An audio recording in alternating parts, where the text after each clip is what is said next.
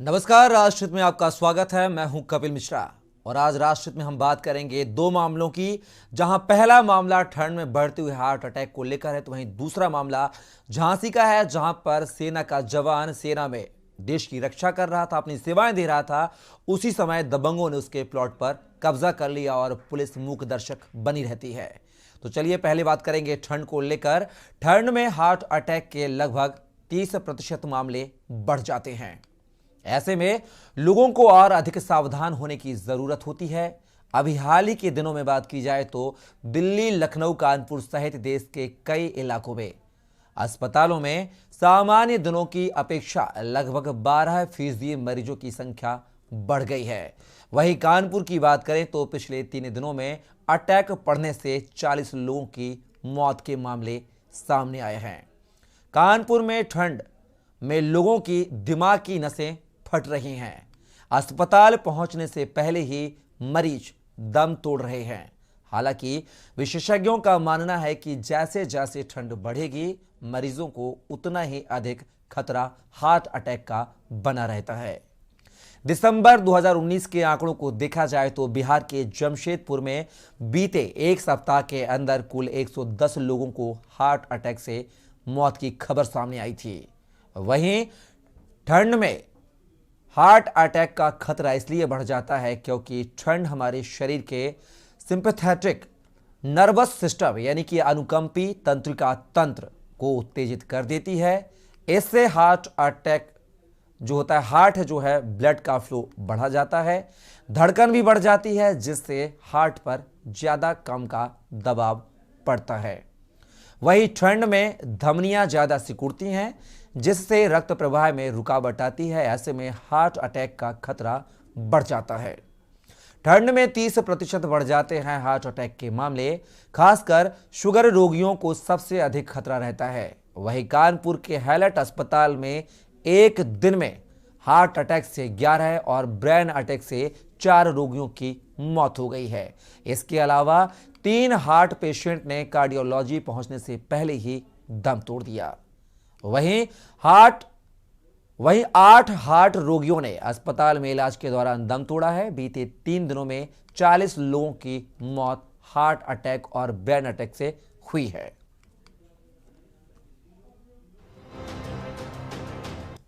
24 hour round the clock cardiac medicine की team रहती है। कार्डियक सर्जन बैकअप में रहता है। कार्डियक एनेस्थीसिया की टीम, जो बेहोशी देने वाली टीम, वो भी 8 आवरली ड्यूटी पे रहते हैं और 24 आवर इंटू 7 एक्शन में रहते हैं।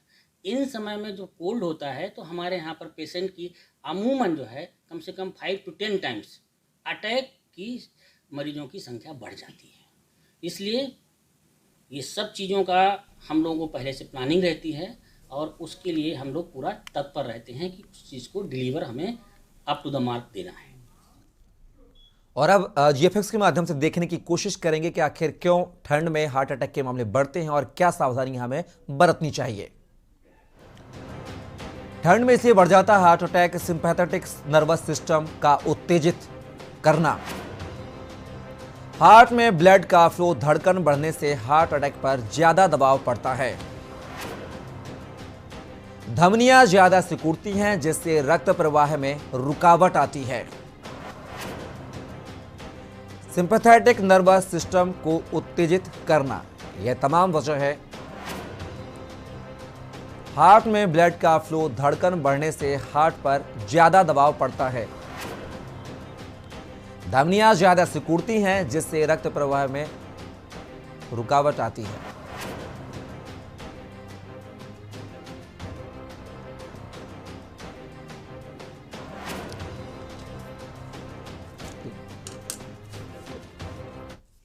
तो आपने देखा ठंड से लगातार जो हार्ट अटैक के मामले हैं बढ़ते जा रहे हैं। हमने उनके कारणों का भी पता लगाने की कोशिश की है, लेकिन इस कड़ी में हमारे साथ खास पैनल जुड़ेगा। लेकिन इस बीच हमारे साथ बाल मुकुंद ओझा, जो कि सामाजिक कार्यकर्ता है, वह हमारे साथ जुड़ चुके हैं।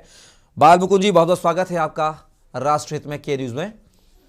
बाल मुकुंद जी, जिस तरीके से अगर बात की जाए ठंड को लेकर, एक तरफ जहां लोग ठंड से बचते हुए नजर आ रहे हैं, वहीं पर कहीं ना कहीं ठंड की वजह से कहीं ना कहीं जो हार्ट अटैक के मामले हैं उनमें इजाफा हो रहा है। तो क्या माना जाए, ठंड की वजह से ये जो मौत में इजाफे हो रहे हैं आंकड़े जैसे कि हमने बताए हैं? देखिए ऐसा है, ठंड तो अ, प्राकृतिक देन है। वो तो हर 2-3 महीने में पड़ती है, साल में एक बार। जी। लेकिन उसके बचाव के कारण है, सरकार की तरफ से अलाव अलाव की व्यवस्था करनी चाहिए, रैन बसेरी की व्यवस्था करनी चाहिए। सामाजिक संस्थाओं को, स्वयंसेवी संस्थाओं को आगे आना चाहिए, ताकि गरीब आदमी को वस्त्र मिले। ठंड से उसके सीने, सिर और पैर पर असर ना आए, वहीं से तीनों पर ही, वहीं से हार्ट पे असर आता है। सर, पैर और सीना अगर खुला हुआ है तो हम लोगों की भी जिम्मेदारी बनती है कि हम लोग उनकी सेवा करें। उनको कपड़े जो हम लोग इधर उधर फेंक देते हैं दे दें, ताकि वो अपने आप को बचा सके। सरकार अपनी तरफ जो प्रयास करती है वो पर्याप्त इसलिए नहीं हो सकता क्योंकि गली गली अलाव जलवा नहीं सकते। चुनाव टल गया है, नेता लोग गायब हो गए हैं। अगर टिकट मिल गया होता तो अभी हर गली में अलाव जल रहा होता। सबसे बड़ा कारण तो राजनीति है। और अभी आपने देखा डीजल चोरी कितनी पकड़ी गई। सरकारी कर्मचारी कभी अपने उससे बाज नहीं आते हरकतों से। आम आदमी की जिंदगी जाए या रहे, उससे उनका कोई लेना देना नहीं। उनको एक बार साल में दिखाना है कि हमने इतना बजट खर्च किया है, इतना अलाव खर्च किया है। जबकि हमारे इस समय डिप्टी चीफ मिनिस्टर खुद पाठक जी स्वास्थ्य मंत्री हैं, जगह जगह दौड़ते हैं। लेकिन लोगों ने उनकी किए किराए पर भी पानी फेरने में कोई कसर नहीं छोड़ी है। और ठंड तो प्राकृतिक है, हमने पहले ही बताया। इससे बचने के उपाय बाल मुकुंद सिर्फ जी, यही है ठंड तो कि प्राकृतिक जब है, जरूरत लेकिन हो तो ना निकले। जी, ठंड जी। प्राकृतिक है, आएगी, आना भी स्वाभाविक है और आना भी चाहिए। लेकिन अगर जी। बात की जाए ठंड से बचाव को लेकर, शासन जी। प्रशासन जो तमाम स्तर पर वादे करता है, दावे करता है ठंड से जी। बचाने के लिए, जी। राहगीरों को, लोगों को अलाव की व्यवस्था करवाता है, रैन बसेरों की व्यवस्था जी। करवाता है। लेकिन वहीं जी। दूसरी तरफ ठंड की वजह से लोग जो है असामयिक मौत के जी। काल के गाल में समा रहे हैं। इसको लेकर भी समझना होगा कि आखिर ठंड की वजह से इतने हार्ट अटैक या मस्तिष्क जो अटैक हैं आखिर क्यों बढ़ रहे हैं। क्या माना जाए कि जो व्यक्तिगत लोग हैं वह जी। अपनी सुरक्षा में चूक कर रहे हैं, ठंड से बचने के लिए जो कारगर उपाय हैं वह नहीं कर पा रहे हैं, जिस वजह से इस तरह की जो घटनाएं, जो बातें सामने आ रही हैं। जी, देखिए सबसे बड़ी बात है कि राहगीर है, मुसाफिर है, यात्री है, पथकर है, कहीं किसी को जाना है, कोई इमरजेंसी पड़ी तो जा रहा है। जी। और ठंड उसको ट्रेन में भी लग रही क्योंकि उसके पास इतने पैसे नहीं कि एयर कंडीशन में लेट जाए कंबल ओढ़ करके। बस में जा रहा तो बस इतनी सक्षम नहीं है जिसमें चारों तरफ से हवा आती है, आदमी सिकुड़ के रह जाता है। जी। कहीं भी जा रहा है, टेम्पो टैक्सी सब खुले में ही लोग चलते हैं।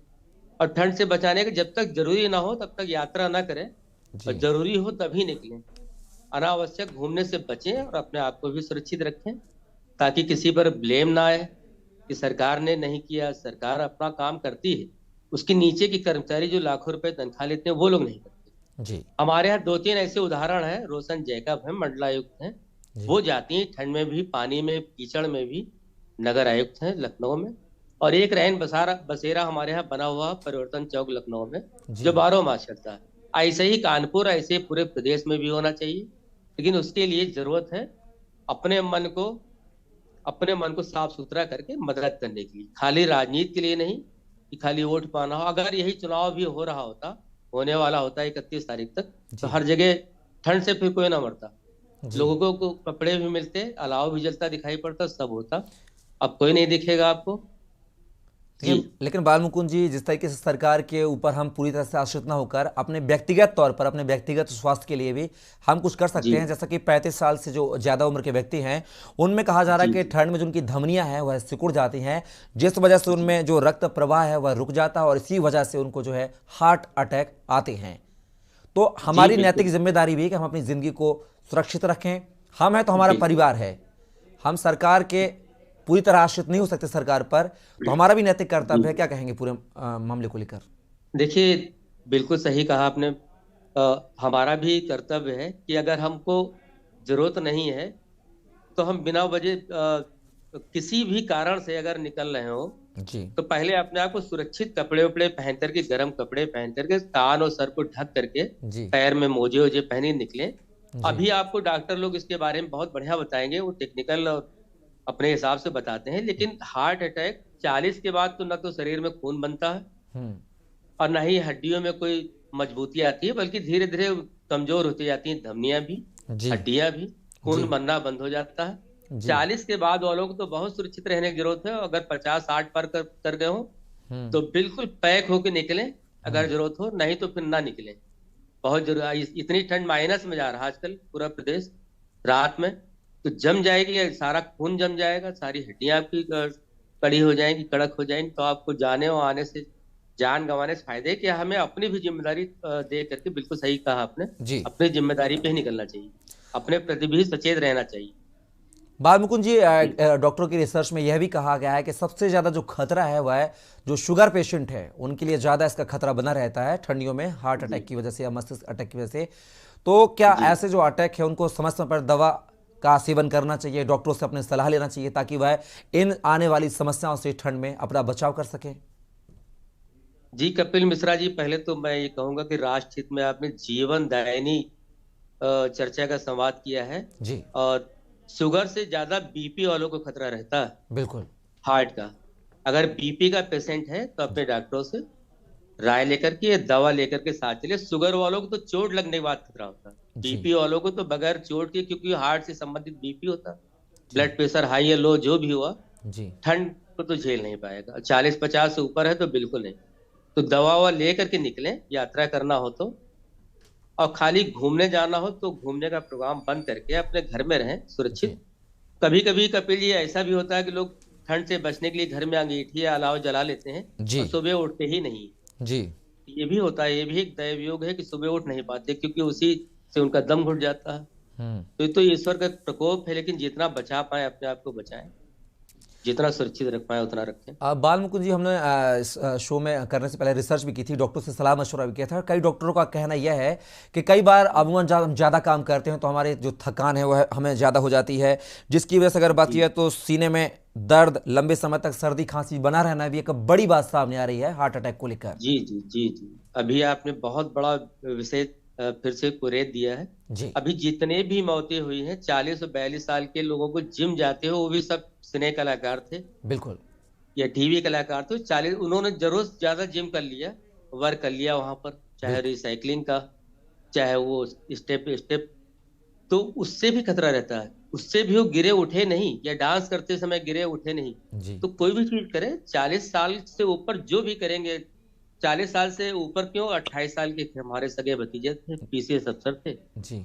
उन्होंने बीपी की दवा डॉक्टर के परामर्श के बाद भी नहीं खाई 4-5 दिन, और एक फंक्शन में डांस कर रहे थे, वो जी। नहीं उठे, फिर ब्रेन हेमरेज हो गया। ब्रेन हेमरेज इसमें पहले होता, अगर ठंडा अधिक लग गई और आप बीपी के पेशेंट हैं, शुगर वाला तो बच जाएगा लेकिन बीपी वाला नहीं बचेगा। तो इसके लिए बहुत सजग और सचेत रहने की जरूरत है। और आपके इस राष्ट्रीय कार्यक्रम के माध्यम से जो लोग सुन रहे होंगे, करोड़ों लोग, वो ये जरूर सुने कि पेशेंट हैं बीपी के। बिल्कुल बाल मुकुंद जी, कहीं ना कहीं जो बीपी के पेशेंट या शुगर के पेशेंट हैं उन पर ज़्यादा खतरा मंडराता रहता है सर्दी को लेकर। जिस तरह से लगातार जो हार्ट अटैक है, जो मस्तिष्क अटैक है, लगातार हम पिछले 3 दिनों से कानपुर की तस्वीरें देख रहे हैं, जहां पर कानपुर के हैलेट अस्पताल में पिछले 3 दिनों से 40 लोगों ने अपनी जो जान है वह गंवाई है। कार्डियक अरेस्ट के चलते ये मौतें बताई जा रही हैं, हार्ट अटैक के चलते बताई जा रही हैं। बाल मुकुंद जी, खासकर कहा यह भी जा रहा है, अगर डॉक्टरों की रिसर्च की बात की जाए तो कोरोना से जो मरीज पॉजिटिव हुए थे उन लोगों को खासतौर इस ठंड में इस तरह की दिक्कतों का सामना करना पड़ रहा है कि वह जो उनका हार्ट है वह ज़्यादा लंबे समय तक। इसी कड़ी में हमारे साथ डॉक्टर नीरज कुमार भी जुड़ चुके हैं। नीरज जी, बहुत बहुत स्वागत है, हार्ट स्पेशलिस्ट हैं आप। नीरज जी, आपसे सवाल चाहूँगा, जवाब चाहूँगा कि जिस तरीके से बढ़ते हुए ठंड को लेकर लगातार जो हार्ट अटैक के मामले हैं वह सामने आ रहे हैं, अगर हम बात करें कानपुर के हैलेट अस्पताल की, तो पिछले 3 दिनों से 40 मरीज जो हैं हार्ट अटैक की वजह से काल की गाल में समा गए हैं। तो क्या इसकी वजह ठंड माने हम? ठंड की वजह से जिस तरह से जो बातें निकलकर सामने आ रही हैं, धमनियों का सिकुड़ना, सांस लेने में दिक्कत होना। जी। देखिए, सर्दी में होता क्या है कि जब बहुत तेज सर्दी होती है और हमारा शरीर उसको एक्सपोज करता है, जी। तो सर्दी की वजह से हमारे जो शरीर है वो ठंडा होने लगता है, और बॉडी रिएक्शन के तौर पे शरीर जो है अपनी नसों को सुगड़ लेता है। जी। तो वो जो संकुचन होता है उससे आपका ब्लड प्रेशर भी बढ़ जाएगा। जी। दूसरा, आपके जो हार्ट की नसें हैं जब उसमें सिकुड़न आती है तो एक जो हार्ट अटैक का जो वो बनता है, वो सेम फिजियोलॉजी इसमें भी लग जाती है। जी जैसे हार्ट अटैक में नसें सिकुड़ती हैं, उसके बाद खून के हृदय के अंदर खून का बहाव कम हो जाता है जी और हार्ट अटैक आता है। तो यही काम आपकी सर्दी में भी होता है कि आपकी नसें सिकुड़ जाएंगी, आपके हार्ट को जो नसें सप्लाई करती हैं वो कम खून लेकर जाएंगी और आपको हार्ट अटैक हो सकता है। हार्ट अटैक नहीं भी होगा तो उससे पहले की जो स्टेज होती है जिसको हम एंजाइना बोलते हैं, जी जिसमें हमें घबराहट, दर्द, सांस फूलना, उलझन होना, ये सब लक्षण आते हैं, तो वो लक्षण भी इसमें आ सकते हैं। जी तो जो ये और दूसरा होता क्या है कि जो सर्दी की जो हवाएं चलती हैं वो हमारे सांस की नली द्वारा हमारे लंग्स में जाती हैं और वहाँ पे वो उनको उनको सिकुड़न करती है। उस सिकुड़न की वजह से भी हमारे हार्ट के ऊपर एक एक्स्ट्रा प्रेशर आता है।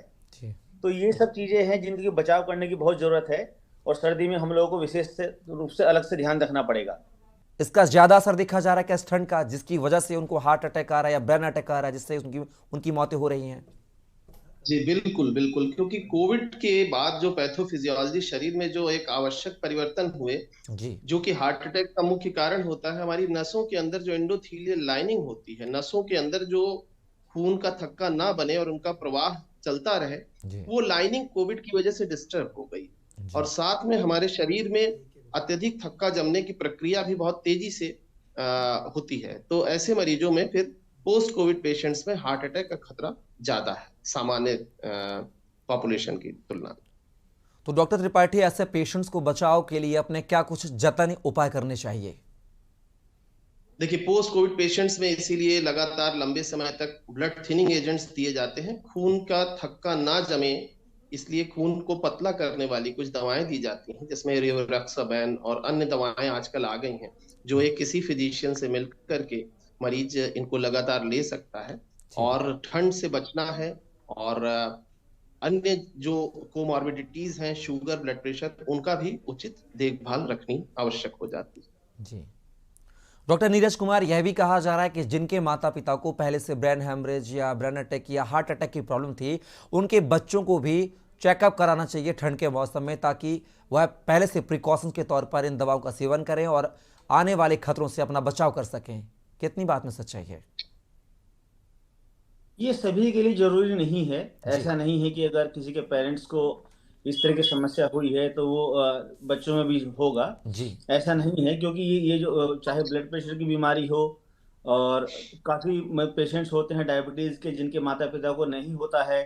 हार्ट अटैक वाले पेशेंट्स भी बहुत सारे ऐसे होते हैं जिनको कि माता पिता को होता है लेकिन बच्चों को नहीं होता है। जी तो ये एक्वायर्ड भी होता है, मतलब ये समय के साथ भी आपको मिल सकता है या ये भी पैदाइशी भी हो सकता है। जी तो ये जरूरी नहीं है कि जिनके माता पिता को है वो हम लोगों को भी हो, उनके बच्चों को भी हो। हम्म ऐसा नहीं है, लेकिन हाँ ये सच है कि अगर आपको कोई परेशानी है, हम्म आप डायबिटिक्स हैं, आपको ब्लड प्रेशर की दिक्कत है, आपको पहले से कोई सांस लेने में कोई परेशानी होती है, चलने में कोई दर्द की शिकायत होती है, किसी तरह का भी लक्षण जो कि शंका पैदा कर रहा है कि आपको हार्ट की परेशानी हो सकती है, तो आपको विशेष ध्यान देने की जरूरत है। आपको ज़्यादा ध्यान देना चाहिए, अपना आप रेगुलर चेकअप जरूर करवाएं। डॉक्टर नीरज त्रिपाठी, यह भी कहा जा रहा है कि जो कोलेस्ट्रॉल के जो पेशेंट है या शुगर के पेशेंट है या ब्लड प्रेशर के पेशेंट है, उनको ये ज़्यादा इफेक्टिव करती है ठंड, जिस वजह से अटैक की जो मामले हैं वह सामने आ रहे हैं।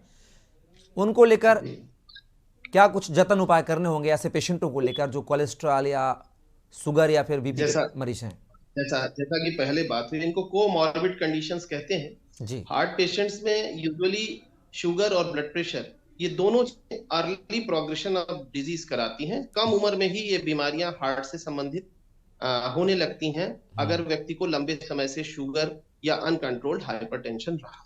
तो प्रारंभिक तौर पर हमें अपनी जो कोमॉर्बिड कंडीशंस हैं उनको कंट्रोल करना चाहिए, रेगुलर एक्सरसाइज करनी चाहिए, समय से लिपिड लोअरिंग एजेंट्स जो कि कोलेस्ट्रॉल को कम करते हैं उनको लेना चाहिए। जी ब्लड थिनिंग एजेंट्स अगर आपके डॉक्टर साहब ने कोई आपको प्रिस्क्राइब किया हुआ है तो उनको रेगुलर टाइम पर लें। शुगर में अपना परहेज और साथ में शुगर की दवाएं नियमित समय से लेते रहने से ये बीमारियों का खतरा काफी हद तक टल जाता है।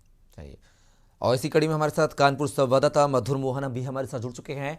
मधुर मोहन, अगर बात की जाए बीते 3 दिनों में कानपुर के हैलट से 40 लोगों की मौत की खबर सामने आई, जहां पर हार्ट अटैक, ब्रेन अटैक, तमाम जो चीज़ें बताई जा रही हैं, क्या कुछ डॉक्टरों का कहना है पूरे मामले को लेकर? आपको बताते हैं कि कानपुर की हम बात करें, कानपुर अभी तक प्रदेश का सबसे पिछले हम 2 दिन की बात करें तो यहाँ पे 7 सालों का रिकॉर्ड टूटा है कानपुर का। हम आज ये बात करें तो आज न्यूनतम जो पारा गया 3 पॉइंट टूटा गया है, लेकिन अभी तक यदि हम कानपुर में मौतों का आंकड़ा देखें, जो मौतें हुई सर्दी से वो कम से कम 10 पहुंच चुकी हैं, 10 मौतें अभी तक हो चुकी है। हम यदि फॉलो बात करें, कार्डियोलॉजी बात करें तो यहाँ पे जो ओपीडी चलती है, जहाँ पे रोज जो पेशेंट आते हैं कम से कम 20-25-30%, लेकिन आज वो ओपीडी पूरी भरी रहती है। कहीं ना कहीं अटैक, कहीं सर्दी में अटैक बहुत करता है। जो अभी तक जितनी मौतें सामने आ रही है वो अटैक से ही मौतें हुई है।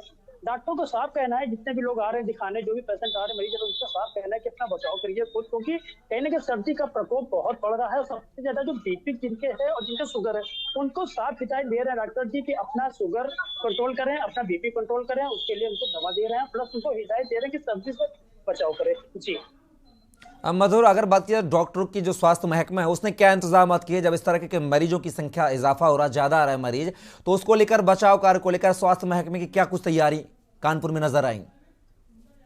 जी बिल्कुल, यदि हम बात करें राहगीरों की बात करें या फिर रैन बसेरों की बात करें, तो उसके लिए तो जो जिला अधिकारी जो कानपुर है उन्होंने पूरी व्यवस्था कर रखी है। जैसे रैन बसेरे हैं, जैसे जो राहगीर जो सड़क में लोग सोते हैं, जो पल्लेदार जिनको कहते हैं, जिनको कर्मचारी कहते हैं, उनके लिए जो आपका लोग बना रखे हैं ट्रेन बसेरा, उनकी पूरी तैयारी करके रखी है। प्लस अलाव की पूरी व्यवस्था, हर चौराहे पे अलाव लगा रखे हैं। लेकिन जो कर्मचारी जो घर के लोग हैं उनके लिए भी साफ हिदायत दी गई, जैसे जिसको मैंने अभी थोड़े पहले बताया, डॉक्टर को साफ कहना था, जिनके बीपी और शुगर की इनको प्रॉब्लम है उनके लिए साफ हिदायत दी गई। क्योंकि बिल्कुल मधुर मोहन, आप बनी रहिएगा हमारे साथ। यहाँ पर बाल मुकुंद जी समाज सेवी हमारे साथ जुड़े हुए हैं।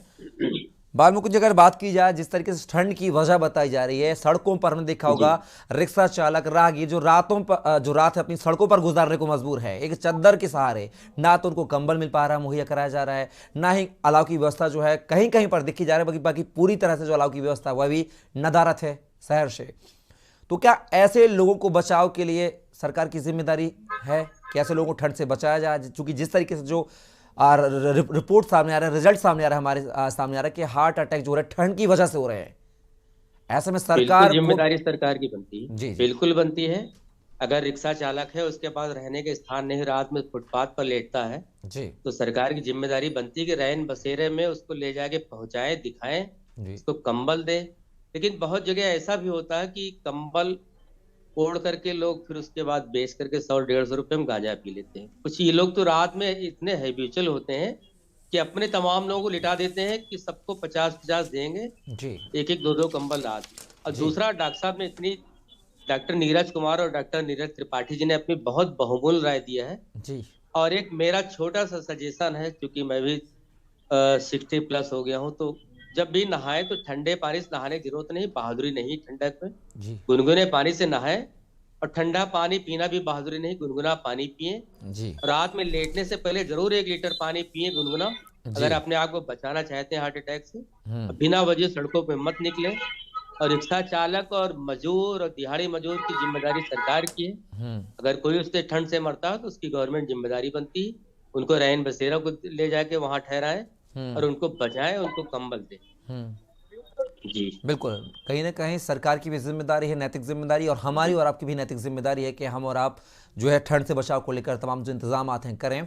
हमारे साथ फिलहाल जो ओझा जी है, आप बने रहिएगा। बाकी हमारे जो डॉक्टर है हर्ष, नीरज दीक्षित जी, नीरज त्रिपाठी, नीरज कुमार जी, और साथ ही हमारे जो संवाददाता हैं मधुर मोहन, आप सभी का बहुत बहुत शुक्रिया। हमारे साथ हुए राहुल यादव जो कि निवासी निवाड़ी हैं, उन्होंने बताया कि उसने अपनी पत्नी के नाम मौजा बिछोर में एक सखी के हनुमान मंदिर के पास एक प्लॉट लिया था, जिसकी बाउंड्री बनवाकर छोड़ दिया था। इसके बाद वह अपनी ड्यूटी पर चला गया था, लेकिन कुछ दिन पहले उसे खबर मिली कि उसके प्लॉट पर कुछ लोगों ने, कुछ दबंगों ने कब्जा कर लिया है।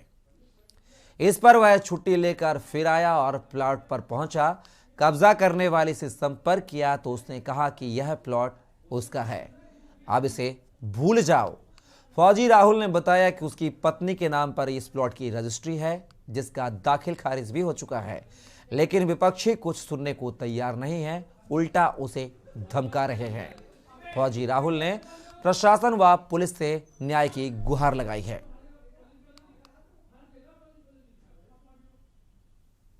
सर, मेरा प्लॉट था सखी के हनुमान जी के पास में, आज से 2018 में खरीदा था। तो वो प्लॉट पे धर्मेंद्र तिवारी ने कब्जा कर लिया, बोला मेरा है। मैं चला गया ड्यूटी फाउंडेशन भरा के, तो तब आया तो उस पर कब्जा कर लिया। मैं अपना प्लॉट चाहता हूँ साहब। कहाँ शिकायत किया? हमने कलेक्टर साहब को किया, एसपी साहब को की और एसडीएम साहब को। वो बोले कि चलो देख के बताते हैं आपको। आपकी कहाँ पोस्टिंग थी जब आपके प्लॉट पर कब्जा किया गया? मेरा कोटा में राजस्थान। वो बोल रहे मेरा है, आपका कुछ नहीं, इधर आओगे तो मारेंगे और आपको नौकरी से निकाल देंगे। तो आपने देखा कि किस तरीके से कि जो फौजी देश की हिफाजत कर रहा है, अपनी सेवाएं देश की रक्षा में, सुरक्षा में दे रहा है और अपने शहर से दूर रहकर वह देश रक्षा के लिए तत्पर है ऐसे ठंड के कड़ाके की ठंड में, लेकिन उसके बावजूद भी दबंगों के द्वारा उसके प्लॉट पर, जो कि उसकी पत्नी के नाम पर है, उस पर दबंग यहां पर कब्जा कर लेते हैं और दबंग के साथ कहते हैं कि आप तुम इस प्लॉट को भूल जाओ। इसी कड़ी में हमारे साथ कुछ मेहमान जुड़ेंगे। हमारे साथ बाल मुकुंद ओझा जी, जो कि सामाजिक कार्यकर्ता हैं, मौली सेठ वरिष्ठ पत्रकार, साथ ही कुलदीप अवस्थी संवाददाता झांसी हमारे साथ जुड़ चुके हैं। आप सभी मेहमानों का बहुत बहुत स्वागत है राष्ट्रहित में। कुलदीप अवस्थी, आपसे जानना चाहेंगे, झांसी का यह मामला है पूरा, एक जो फौजी जो देश रक्षा में अपनी सेवाएं दे रहा है, लेकिन उसकी अनुपस्थिति में उसके जो प्लॉट पर यहां पर दबंगों के द्वारा कब्जा करने की बात कही जा रही है, वह पुलिस प्रशासन से, डीएम से न्याय की गुहार लगा रहा है, लेकिन अब तक उसको न्याय मिलते नहीं दिख रहा है। क्या कुछ पूरा मामला? देखिए, ये फौजी का नाम राहुल यादव है। इसकी पत्नी वीरता यादव के नाम पे ये प्लॉट परचेज किया गया था और प्लॉट परचेज का इसकी बाउंड्री भी कराई गई थी और बाद में बाउंड्री को तोड़ के एक धर्मेंद्र तिवारी नाम के व्यक्ति के नाम सामने आ रहा है, उनके द्वारा इस पर कब्जा करने का प्रयास किया गया है। उनका प्लॉट उसके जस्ट पीछे है और उन्होंने अपनी चौधरी को डिस्टर्ब करके इनके प्लॉट को अपने पास लेने का प्रयास किया है। इस बात को लेकर राहुल ने शिकायत की नवाबाद थाने में और उसके बाद अब इस मामले में जांच के लिए तहसीलदार सदर को निर्देशित किया गया। इसके अलावा एसएचओ नवाबाद से भी कहा गया है कि इस मामले की जांच की जाए। तो इस मामले की जांच चल रही है कि इनके जो कागजात हैं उसकी कितनी सच्चाई है। कुलदीप, जिस तरीके से देश में जवानों के लिए तमाम सुख सुविधाओं की बात कही जाती है, उनको तमाम सहायता की बात की जाती है, लेकिन झांसी की जो तस्वीरें हैं बिल्कुल उलट नजर आ रही है। यहां पर एक जो सेना का जवान है वह डीएम से लेकर एसएसपी कार्यालय तक न्याय की गुहार लगा रहा है, लेकिन उसके हित को लेकर उसके पक्ष में कोई भी अधिकारी कर्मचारी खड़ा होते हुए नहीं दिखाई दे रहा है। पूरे मामले को लेकर अब आला अधिकारियों का क्या कहना है कुलदीप? देखिए, चूंकि ये मामला प्लॉट का है, मामला सिविल का, इसलिए इस मामले की जब जांच होगी तहसीलदार सदर से आख्या लगाएंगे कि इस वाले प्लॉट पर किसका मालिकाना हक है। इनके द्वारा जो आराजी की गई, आराजी की जांच की जाएगी, वो प्लॉट वहां पर है या नहीं है, तो इस पूरे मामले की जांच की जाएगी। क्योंकि ये सिविल मैटर है, इसलिए इस पर इतना हार्ड एंड फास्ट डिसीजन लेना थोड़ा मुश्किल की बात है। चलिए कुलदीप, आप हमारे साथ बने रहिएगा। हमारे साथ मौली जो सेठ है, वरिष्ठ पत्रकार, वह भी जुड़ गए हैं। मौली जी, आपका भी बहुत बहुत स्वागत है राष्ट्रहित में। मौली जी, झांसी का एक मामला है जहां पर सेना के जवान के प्लॉट पर दबंगों के द्वारा, धर्मेंद्र तिवारी नाम का दबंग बताया जा रहा है जिसने कब्जा कर लिया है। सेना का जवान देश हित में रहकर ड्यूटी कर रहा है और यहां पर उसकी जमीन पर कब्जा किया जा रहा है। वह बार बार छुट्टी लेकर आ रहा है और यहां पर डीएम से लेकर एसएसपी कार्यालय तक न्याय की गुहार लगा रहा है, लेकिन फिलहाल उस जवान को कोई न्याय मिलते हुए नहीं दिख रहा है। क्या कहेंगे? योगी सरकार में जहां पर तमाम सुरक्षा के दावे वादों की बात कही जाती थी, वहीं पर झांसी की ये तस्वीरें बिल्कुल उलट नजर आ रही हैं। देखिए, अगर मैं वैसे भी सामान्य रूप से भी बात करूं जी, कि पॉलिटिकल नजरिए से ना भी देखूं, तो भी मैं सिर्फ ये जानना चाहती हूं कि किस स्तर पर हमारी मानवता चली गई है। जी, छोटे छोटे मामलों में जब हम सामाजिक व्यवस्था और सामाजिक नियमों की बात करते हैं, तो हम हर बार ये उदाहरण देते हैं कि साहब, हमारे सिपाही देखिए किस स्तर पर जाकर किन कठिन परिस्थितियों में हमारे देश की, हमारे लोगों की रक्षा कर रहे हैं। इसलिए हमें कम से कम अपने कर्तव्यों का पालन तो करना चाहिए। लेकिन एक स्थिति आ गई जब हमारे देश में ये कहा जा रहा है कि साहब, हम राष्ट्रभक्त कैसे बने, तमाम मुद्दों पे हमारी राष्ट्रभक्ति कसौटी पे कसी जा रही है। उस वक्त जो जेन्युइन मुद्दा है उस पर लोग नहीं बोल रहे हैं। अब उस जवान के लिए उसे बार बार छुट्टी लेके आना पड़ रहा है। क्यों नहीं? शहर की जो सामाजिक संस्थाएं हैं, जो और लोकल बॉडीज हैं, वो स्वयं चीजों को संज्ञान में ले रही हैं और उसके लिए काम करके खड़े होके कोशिश कर रही हैं कि उसकी मदद की जानी चाहिए। और वो व्यक्ति कौन है जिसको दबंगई करने के लिए सिर्फ एक फौजी का ही प्लॉट मिला था? बिल्कुल मौली सोच जी। लीजिए, जब सेना का जवान सुरक्षित नहीं है, उसके हितों की रक्षा नहीं हो पा रही, तो आम जनों की तो क्या ही स्थिति होगी। बिल्कुल बड़ा मुझे सवाल लगता मौली है कि जी। थोड़ा सा वो होनी चाहिए, संवेदनशीलता होनी चाहिए और लोगों को समझना चाहिए। अब बाल मुकुंद जी, अगर बात की जाए, तस्वीरें आपने देखी हैं, पूरी खबर आप देख रहे हैं, क्या माना जाए कि प्रदेश में जो कानून व्यवस्था है लचर है, सुरक्षा व्यवस्थाओं के लाख दावों की बात की जाए, जवानों के हितों की बात की जाए, लेकिन झांसी से जो तस्वीरें हैं बिल्कुल उलट फेर वाली तस्वीरें सामने आ रही हैं। अब इसको लेकर जो जवान है वह तमाम जो आला अधिकारियों के चक्कर काट रहा है, और कई बार काट रहा है चक्कर, वो बार बार छुट्टियां लेकर आता है, जैसा कि उसने अपने बयान में कहा है। लेकिन क्या सरकार का दायित्व नहीं है, क्या प्रशासनिक अधिकारियों का दायित्व नहीं है कि इस जवान की मदद की जाए और उसको समय रहते कब्जाधारी को वहां से हटाया जाए? बाल मुकुंद जी अनम्यूट कीजिए सर, आवाज नहीं आ रही आपकी।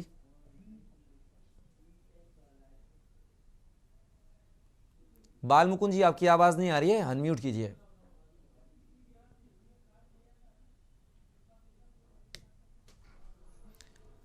शायद हम जो आवाज नहीं पहुंच रही हमारी। हमारे साथ लगातार हमारे जो झांसी से संवाददाता हैं कुलदीप अवस्थी हमारे साथ जुड़े हुए हैं। कुलदीप, अगर ये बात आवाज आई है? जी जी जी। तो मैं ये कहना चाह रहा था जी, ये दबंग, माफिया और तहसील का गठबंधन है, जी जहां लेखपाल और अमीन मिल करके जी ओझा जी। जो आम नागरिक आपके चैनल तक नहीं पहुंचता होगा, जी उस तरीके से तो हजारों लाखों मामले होंगे सिर्फ लेखपाल, अमीन और तहसील और दबंग की वजह से। जी तो सरकार तो अपना, सरकार के जब कानों में जाएगी तो आज आपके माध्यम से बात पहुंच रही होगी जी और इनकी आंख खुलेगी इस सरकार की। राष्ट्रहित के प्रोग्राम में लाखों करोड़ों दर्शक इसको देख रहे होंगे। आज तहसील भी जागेगा, आज सरकार भी जागेगी, फौजी को न्याय भी मिलेगा आपके माध्यम से। जी मैं बधाई देना चाहता हूं। लेकिन ये लेखपाल, तहसील और अमीन और भूमाफिया कब सुधरेंगे भगवान जाने। इनकी वजह से बेचारे कितने लोग बेघर हो गए होंगे, जो फौजी नहीं होंगे, जो सामान्य नागरिक होंगे, जिनकी जमीनें लोगों ने कब्जा करके हड़प ली होगी। जी। अब धीरे धीरे सरकार की आंख खोलने का काम आपकी माध्यम से हो रहा। मैं आपको बधाई दूंगा कि उस फौजी को भी न्याय मिले। बहुत दुख की बात। बिल्कुल। हम इसी कड़ी में हमारे साथ जो दर्शक हैं कुरुक्षेत्र से चंद्र प्रकाश हमारे साथ जुड़ गए हैं। चंद्र प्रकाश, बहुत बहुत स्वागत है आपका के न्यूज में। मैं ये कहना चाहता हूँ कि इस फौजी को न्याय अभी तक नहीं मिला, ये दुख का विषय है। परंतु मैं ये कहना चाहता हूँ कि उत्तर प्रदेश में राज किसका है? आदित्यनाथ योगी का। और उत्तर प्रदेश में चैनल कौन सा है? के न्यूज। के न्यूज की मैं इसलिए प्रशंसा करता हूँ कि मैंने प्राय कर देखा है 90% केसेस में जो ही के न्यूज ने इस मुद्दे को राष्ट्र हित में उठाया, with in half an hour उसका समस्या का निदान होते हुए मैंने पाया। मैं इस चैनल के ऊपर जो है अपना 15 मिनट 10 मिनट वेटिंग लिस्ट में भी बैठा रहता हूँ, परंतु इस चैनल का मैं मुरीद हूँ और इस चैनल को जितने विज्ञापन मिले वो थोड़े हैं। मैं ये कहना चाहता हूँ इसको विज्ञापन भी भरपूर मिलना चाहिए और इस चैनल की अनुशंसा प्रशंसा जरूर होनी चाहिए, क्योंकि एक उत्तर प्रदेश में एक अकेला चैनल है जो मुद्दे को उठाता है और with in half an hour उस समस्या का निदान करवाता है। आपके चैनल के ऊपर मैं इतनी बात कहना चाहता हूँ उस फौजी भाई को कि आपको डरने की जरूरत नहीं है। के न्यूज ने बीड़ा उठाया है, उसको पूर्णतः वो उस समस्या का निदान करवाएगा और आपकी जो जमीन है उसके ऊपर आपका कब्जा दिलवाएगा। न कि राम वृक्ष यादव जैसे, जो अखिलेश यादव के समय में गुंडे माफिया और विकास शर्मा जैसे थे, वो जा चुके हैं। अब योगी आदित्यनाथ का राज है और के न्यूज चैनल का आधिपत्य है। चंद्र प्रकाश जी, आपको बता दें, बहुत बहुत शुक्रिया, आपने इतना जो प्यार आपने इस चैनल पर बनाए हुए हैं। और आपको बता दें, राष्ट्रहित आप लोगों के जो ये प्यार जताते हैं, अपनापन जताते हैं, उसी के चलते हमारी जो ये मजबूती हमें मिलती है कि हम दबंगई के साथ राष्ट्र के तमाम मुद्दों को आप तक पहुंचाते हैं, उठाते हैं, उनमें न्याय दिलाने की बात करते हैं। इसी कड़ी में हमारे साथ प्रेम चेन्नई से जुड़ चुके हैं। प्रेम, बहुत बहुत स्वागत है आपका के न्यूज में। नमस्कार सर। सर मैं आपकी बहुत ज्यादा प्रशंसा तो नहीं करूंगा, लेकिन प्रशंसा जरूर करूंगा कि आप मुद्दे उठाते हैं। लेकिन आप इन मुद्दों में अगर सीएम साहब के लिए कुछ बोला जाता है योगी साहब के साथ, तो आप नहीं सुनते हैं। क्योंकि आप देखिए और चैनलों के लिए मैंने कितनी बार कहा कि दूसरे चैनलों पर ये दिखाया जाता है कि यूपी मॉडल। आज भी वो महाराष्ट्र में आके बॉम्बे में बोल रहे हैं कि हमारे यहाँ अपराध नहीं है, हमारे यहाँ अपराधी गायब हो गए, भ्रष्टाचार नहीं है, भ्रष्टाचारी गायब हो गए, आप आइए यूपी में निवेश करिए। तो सर सोचने की चीज है, ये चैनल क्यों झूठा प्रचार कर रहे हैं। और फिर देखिए बड़ी चीज है, हमारे पीएम साहब योगी साहब का हाथ पकड़ के बोलते हैं, पीएम और योगी की जोड़ी, और उस समय उन्होंने ये कहा था कि हमारे गृह मंत्री, केंद्रीय गृह मंत्री ने कि दूरबीन से देख के अपराध नहीं मिलते। तो सबसे बड़ा भ्रष्टाचारी तो यूपी हो रखा है अभी। तो आप उस चैनल पर आपको मैं दोष भी दे रहा हूँ, दूसरे चैनल की बड़ाई क्यों करते हैं, चोटी चोर बताते हैं, थाली में अन्न देते हैं। चलिए प्रेम जी, देखिए किसी चैनल के मसले पर हम बात नहीं करना चाहते, वो उनका राइट होता है, उनका अधिकार होता है। फिलहाल आपने यहाँ पर राय साझा की, उसके लिए बहुत बहुत शुक्रिया प्रेम आपका। तो लगातार जो है, जो दर्शक है हमारा, जो अपना उनका प्यार है, जो अपनापन है, वह के न्यूज़ के साथ दिखा रहा है, राष्ट्रहित के साथ दिखा रहा है। यहाँ पर मौली जी हैं जो कि वरिष्ठ पत्रकार हमारे साथ जुड़ी हुई हैं। मौली जी, अगर बात की जाए योगी सरकार में तमाम बुलडोजर की बात की जाती है चलाने को लेकर, अवैध कब्जों को लेकर, अगर हाल ही में हम बात करें तो समाजवादी पार्टी के जो नेता थे, वहां के पूर्व विधायक दीपनारायण यादव के मकानों पर कुर्की हुई है, वह जेल में है। उसके बावजूद झांसी से दूसरी तस्वीर जो आती है कि सेना के जवान के प्लॉट पर अवैध कब्जा कर लिया जाता है। तो आखिर इन पर कार्यवाही में इतनी लेट लतीफी में आखिर हम पीछे क्यों रहते, सरकार पीछे क्यों है मुद्दों को लेकर? देखिए, एक चीज तो मैं बताऊं, पूर्णतः अपराध मुक्त ये एक आदर्श अवधारणा है जी। मैं ये नहीं कहूंगी कि चीजें नहीं हो रही हैं, काम निश्चित रूप से कोई भी सरकार या कोई भी दल ये नहीं चाहता होगा कि उनके राज्य में अपराध हो, देश में अपराध हो। पर हाँ, उनको नियंत्रित करने का तरीका क्या है होता है, मैं उस पर बात जरूर करूंगी जी। आप जो है, जब आप व्यक्ति विशेष, समाज विशेष या किसी जाति विशेष को लेकर निशाना साधते हैं तो वहां पूर्णतः अपराध मुक्त की स्थिति नहीं होती है जी। अपराध मुक्त स्थिति तब आती है जब आप निष्पक्ष रूप से बराबर से हर चीज को करें जी। जिस बुलडोजर और उसकी बात हुई, वहां राजनीतिक, कभी राजनीतिक हेतु, कभी और कोई कारण दबंगई दिखाने का, उस तरह से उनका निवारण किया गया। अगर आप सामान्य रूप से काम करेंगे तो इस फौजी को ये परेशानी नहीं होती जी। दरअसल लोगों में भय नहीं पैदा हो रहा है, इसलिए ये स्थितियां आ रही हैं। तो मुझे लगता है कि अपराध करने वाले के मन में दंड का भय जैसे जैसे बढ़ेगा, वैसे वैसे हम एक बेहतर राज्य की ओर बढ़ेंगे और अपराध मुक्ति की बात होगी, बिल्कुल निष्पक्ष रूप से। ये नहीं होना चाहिए कि हमारा कोई सोर्स है, हम कहीं किसी को जानते हैं, हमारे अपने लोग हैं यहाँ पर, इसलिए हम बच जाएंगे। जब तक ये चीज काम करती रहेगी, कोई ना कोई तो पीड़ित होता रहेगा। ये फौजी था, इसलिए शायद आपके चैनल का भी ध्यान गया, साधुवाद दिया उन लोगों ने, और वाकई जब कोई समस्या उठाई जाए तो वो चैनल या वो अखबार साधुवाद का पात्र होता है। इस वक्त आप भी हैं, लेकिन ये ध्यान रखना होगा कि न्याय की प्रक्रिया हर व्यक्ति के लिए उतनी ही सहज सुलभ हो जितनी किसी विशिष्ट के लिए होती है।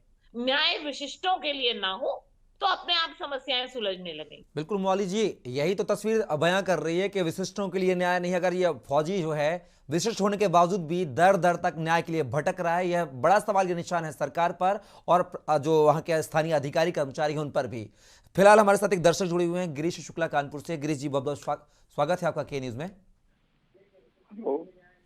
जी गिरीश जी। हेलो जी गिरीश जी। हाँ, ये जो व्यक्ति परेशान है फौजी, इनको चाहिए कि अपने थाना जो भी इनका लगता हो, जिस जगह इनका प्लाट है, उस थाने में जाकर एक FIR इनके खिलाफ करें, जिन्होंने धमकी दी है इसको मारने और करने की और इसके प्लाट पे कब्जा किया है। ऐसे एप्लीकेशन देने से जांचें होती रहेंगी। FIR करके इसके बाद में उस FIR की एक कॉपी लगा के अपने ब्रिगेडियर को जा करके लिख करके दे, वो सारा सक्षम है ब्रिगेडियर, यहाँ के DM को भी तलब कर लेगा और यहाँ के SP को भी तलब कर लेगा और पूछेगा कि क्यों नहीं आपने एक्शन लिया है। तो 24 घंटे में कार्रवाई सुनिश्चित होगी। इस तरह ये भटकता रहेगा। यहाँ राजनेताओं का, पैसे वालों का दबाव है और इंसान को इसी तरह परेशान कर। ये केस नहीं है, ये हजारों लाखों केस है जो राजनीतिक संरक्षण में गुंडों द्वारा कराए जा रहे हैं। वो जो समाजवादी गुंडे हैं फलाना, ऐसा कुछ नहीं, इनके भी गुंडे बहुत ज्यादा हैं और इसीलिए सुनवाई नहीं होती है। इसलिए इसको एफआईआर करनी चाहिए सीधे सीधे, जैसा जैसा इसके साथ घटित हुआ है। पूरे मामले को लेकर जवान ने एफआईआर की है संबंधित थानों में, झांसी में बात की है, एसएसपी से डीएम से भी शिकायत की है, लेकिन फिलहाल उसको न्याय नहीं मिल रहा है। लेकिन आपने तमाम जो जानकारी राजकुमारी जो दी है उसके लिए आपका बहुत बहुत शुक्रिया गिरीश। तो लगातार जो है के न्यूज़ में हमारे साथ वरिष्ठ पत्रकार मौली सेठ, समाज सेवी बाल मुकुंद ओझा जी और साथ ही हमारे जो संवाददाता हैं कुलदीप अवस्थी लगातार जुड़े हुए हैं। कुलदीप, पूरे मामले को लेकर अब तक क्या कुछ आला अधिकारियों का कहना है? जवान से क्या कुछ बात हुई है? क्या कुछ आश्वासन उसको मिला है स्थानीय प्रशासन से? जवान ने स्पष्ट ये कहा है कि उसके प्लॉट पर कब्जा हुआ है जिसकी रजिस्ट्री उसकी पत्नी के नाम पे है और वह उस पर काबिज था, उसका खारिज उसके नाम पे, उसका नाम खतौनी में भी चढ़ा हुआ है और किसी पड़ोसी ने जो उसके घर में बगल में रहते हैं उन्होंने कब्जा किया गया है। तो इस मामले की जांच के लिए जब वो गया तो उस पर तहसीलदार झांसी सदर को जांच के निर्देश दिए गए, साथ ही एसएचओ नौबाद भी इस मामले की जांच कर रहे हैं। इस मामले की आख्या मांगी गई है, आख्या सामने आने के बाद ही इसमें अगला आदेश जारी किया जाए। बिल्कुल, आदेश का इंतजार हो रहा है। बाल मुकुंद जी, लगातार आप भी पूरे मसले को सुन रहे हैं। जिस तरीके से प्रदेश में अगर बात की जाए, कानून व्यवस्था के बड़े बड़े दावे किए जाते थे, वादे किए जाते थे सुरक्षा व्यवस्था को लेकर के, कोई प्रताड़ित नहीं होगा, कोई यहाँ पर दबंग नहीं है, सब जो कानून व्यवस्था वो पटरी पर है। लेकिन झांसी की जो तस्वीर है, जो जवान की प्लॉट को लेकर सामने आ रही है, जहां पर एक धर्मेंद्र तिवारी नाम के युवक हैं जिन्होंने एक जवान के प्लॉट पर अवैध कब्जा कर रखा और लगातार धमकियां भी दी जा रही हैं, इसको लेकर क्या कहेंगे? जी देखिए, ऐसा है ना कि कानून व्यवस्था में भी छेद है और भ्रष्टाचारियों ने तहसील में भी इतने छेद बना रखे हैं और उन्हीं की मिली भगत से ही ऐसा संभव नहीं। लेखपाल अगर अपनी रिपोर्ट में लिख देता है जी कि तिवारी का था, ये उस फौजी का नहीं, यादव जी का जी, तो वही आख्या जाएगी, वो अपनी नौकरी गवाएगा नहीं, चाहे डीएम मांग ले उससे रिपोर्ट, आख्या नीचे से फिर वही लिखेगा साहब इनकी थी। तो पहले तो ऐसे नीचे पर नकेल कसनी चाहिए ताकि वो भ्रष्टाचार करने का साहस न जुटा सके दोबारा। और वही हाल पुलिस का भी है, अगर नीचे बीट इंचार्ज जो उसने रिपोर्ट लगा दी तो वो एसएसपी नहीं, कमिश्नर रही, डीजीपी तक मानने के लिए बाध्य होते हैं, क्योंकि बीट इंचार्ज अपनी नौकरी गंवाना नहीं चाहता और ये शासन प्रशासन जानता है। आख्या भी मांगता तो उन्हीं से जिन्होंने गलत किया है और वो शुरू से अंत तक गलत रहते हैं। इस चीज को ध्यान में रखते हुए सरकार को चाहिए कि जो सबसे निचले लेवल पर लेखपाल या बीट इंचार्ज टाइप के लोगों पर ऐसी नकेल कसे और उनको इतना कड़ा दंड दें कि भविष्य में ऐसी गलतियां न करें कि किसी जमीन पर कब्जा करवा दें। ये शहरी क्षेत्र में भी है, ऐसा नहीं कि ग्रामीण क्षेत्रों में है। लोगों ने मकान में ताला तोड़ के कर लिया, अब बीट इंचार्ज की मिली भगत रही, उसने रिपोर्ट लगाया, 50, 60, 70 साल मुकदमा चला, 2 पीढ़ियां खत्म हो गई, लोगों को न्याय नहीं मिल पाया। न्याय व्यवस्था भी तो इतनी लचर है अपने यहाँ कि तारीख पर तारीख आपकी जिंदगी बीत जाएगी। एक परनाले पे झंझट हुआ, 120 साल हो गए, तीसरी चौथी पीढ़ी भुगत रही, परनाला वैसे ही बना हुआ। तो इस टाइप के केस के संज्ञान में आते ही सबसे पहले उस लेखपाल को पकड़ के दंडित ऐसा करना चाहिए, जेल भेजना चाहिए कि दोबारा उसकी बगैर मिली भगत के ग्रामीण क्षेत्रों में फौजी के मकान पे कब्जा नहीं हो सकता। ना ही स्थानीय थाने की, स्थानीय थाना भी मिला होगा या चौकी, और वो लेखपाल तहसील का, इन पर शिकंजा कसना चाहिए। सरकार को बहुत कड़ी से कड़ी सजा देना चाहिए और बिल्कुल कड़ाई के साथ, ताकि लोग ऐसा दोबारा उसकी पुनरावृत्ति न कर सके और किसी के साथ अन्याय न कर सके। मौली जी, कभी कभी देखने में आता है, अमूमन देखा जाता है कि जो प्लॉट सीलर है, यानी प्लॉट को बेचने वाला है, वो एक ही प्लॉट की रजिस्ट्री 2 लोगों को कर देता है। लेकिन यहाँ पर एक सवाल, बड़ा सवाल यह है कि जो फौजी है, फौजी की पत्नी के नाम पर जमीन है, उसका इस प्लॉट का दाखिल खारिज भी हो चुका है। ऐसे में अब दूसरा जो क्रेता है वो सामने आ चुके हैं, धर्मेंद्र तिवारी, जो इस प्लॉट को अपना बता रहे हैं। तो उसमें क्या माना जाए कि भू माफिया जो प्लॉट सीलर है उसकी भी गड़बड़ी, खामियां है पूरे मामले को लेकर? नहीं, यहाँ पर देखिए, मुझे ये नहीं नजर आ रहा है कि कोई गड़बड़ी बेचने वाले ने की है जी। यहाँ पर मुझे यही समझ में आ रहा है कि क्योंकि उन लोगों को लगा कि शायद ये जो जवान है जी, इसकी पत्नी जो है इसमें कुछ विशेष कर नहीं पाएगी जी, और जो ये फोर्जरी हो जाती है, कभी कभी गलत पेपर तैयार कर लेना, पहले उस पर कब्जा करना और कब्जा के बाद कुछ जो कानून की धाराएं हैं कि इतनी अवधि तक अगर उस पर कोई पूछने वाला नहीं है या कोई देखने नहीं आया या किसी ने काम नहीं कराया, तो फिर जो वहां पर मौजूद है, जो रह रहा है, उसी का कब्जा हो जाता है। इस तरह के जो लूप होल्स हैं उनको निकाल कर इस व्यक्ति ने ये काम किया होगा, क्योंकि ये अपने आप को बड़ा शक्तिशाली महाबली समझ रहा होगा और इसे लगा होगा कि एक बार मैं कब्जा कर लूंगा तो ये फिर लूप होल्स तो हैं ही और इनके जरिए मैं ये जमीन कब्जा लूंगा। लेकिन अब क्योंकि मामला सामने आया है तो जाहिर है कि वो अपनी तरफ से ऐसी दलीलें जरूर देगा कि ये तो हमारे नाम था, यहाँ पे तो हम इतने साल से हैं, इन्होंने कोई पहले अपील क्यों नहीं की। तो ये सब खेल वो खेलेगा। लेकिन मुझे लगता है कि अगर सेना, ये जो बात अभी आपके एक दर्शक गिरीश जी ने बताई, ये एक महत्वपूर्ण बात है कि अगर वो सेना के उच्च अधिकारियों के पास एफआईआर की कॉपी लेके जाए और वो दखलंदाजी करे तो शायद ये लोग इस तरह की हरकत नहीं कर पाएंगे और उसकी जमीन उन्हें छोड़नी पड़ेगी। बिल्कुल मौली जी। अंत में हमारे साथ कुलदीप अवस्थी जो कि संवाददाता है हमारे झांसी से, वह भी जुड़े हुए हैं। कुलदीप, जिस तरीके से जो झांसी के प्रशासन की बात की जाए, स्थानीय प्रशासन के सिस्टम की बात की जाए, जहां एक तरफ कुर्क करने के आदेश होते हैं तो मिनटों में कुर्की हो जाती है एक नेता की, स्थानीय नेता की संपत्तियों पर, 230 करोड़ की संपत्ति पर कुर्क करने तुरंत पहुंच जाते हैं, लेकिन जवान की पीड़ा उनको दिखाई नहीं देती है। इस पर त्वरित कार्रवाई आखिर क्यों नहीं की गई है पूरे मामले को लेकर? देखिए, इस मामले में जांच आंखें मांगी गई है और कुर्की कार्रवाई या अन्य कार्रवाइयां भी बहुत लंबे होमवर्क के बाद अमल में लाई जाती है, जिससे कि उनको कोर्ट में चैलेंज ना किया जा सके।